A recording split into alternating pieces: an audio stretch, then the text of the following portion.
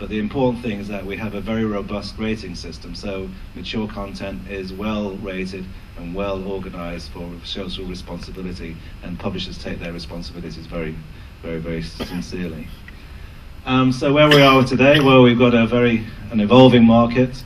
We've got a huge global market, online games, single-player games played collectively, and we've moved really from a niche to a mainstream consumer, with brand new audiences popping up all over the time. Male and female, young and old are all playing games. And we get some blockbuster titles as a result of that. Now, games used to be made by two blokes in the garage for a cost of about £10,000. The blockbuster games now for consoles cost in the region of 10 to 20 million pounds, take 100 people, 2 years to make a game. But if you get it right, the rewards are incredible. Grand Theft Auto 4, of course, a very notorious game, launched in May this year. In its first week, sold 6 million copies. That generated $500 million of revenue at retail. That dwarfs any other entertainment release in any other media.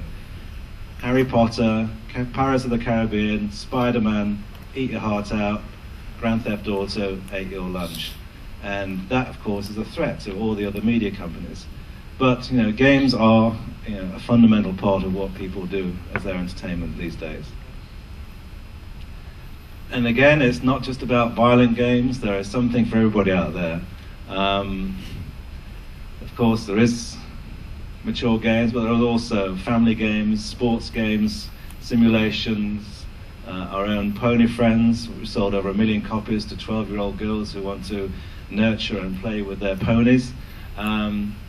Brain training for older people, want to discover that they've still got a brain left after 70 years of consuming huge amounts of alcohol.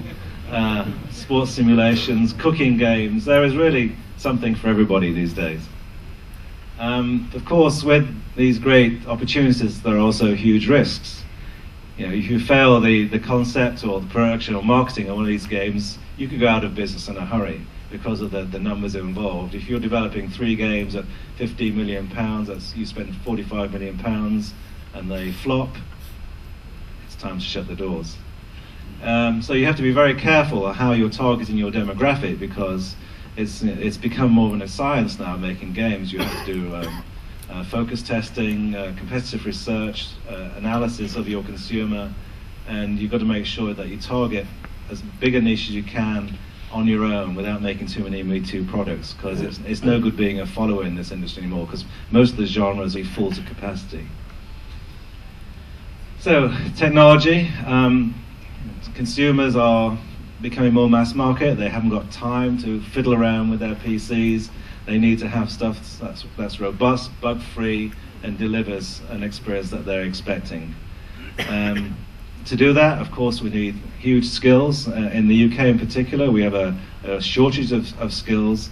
Universities, there are 81 universities in the UK offering game studies, of which only 4 are fit for purpose by the accreditation scheme set up by Skillset, one of the skills sectors councils. The problem is that there's been a sort of easy way to provide games education, that universities, in order to get bums on seats, offer quite a low quality course. They turn existing media studies courses into computer game studies courses. And that's doing a great disservice to the students, because what they're turning out is generalists who know about the history of games, they know the history about games design, but they don't actually know how to make a game. What we need is computer scientists, mathematicians, physicists, artists, and animators who can start work tomorrow. It's rather like having studied the history of art. It's okay for the individual, but can you actually paint? No. So we need graduates who are ready to work tomorrow, and there's a huge shortage, and that's one of the reasons, apart from the costs, which I'll talk about later, is that the skill shortage is turning our business in the UK in particular into a huge problem.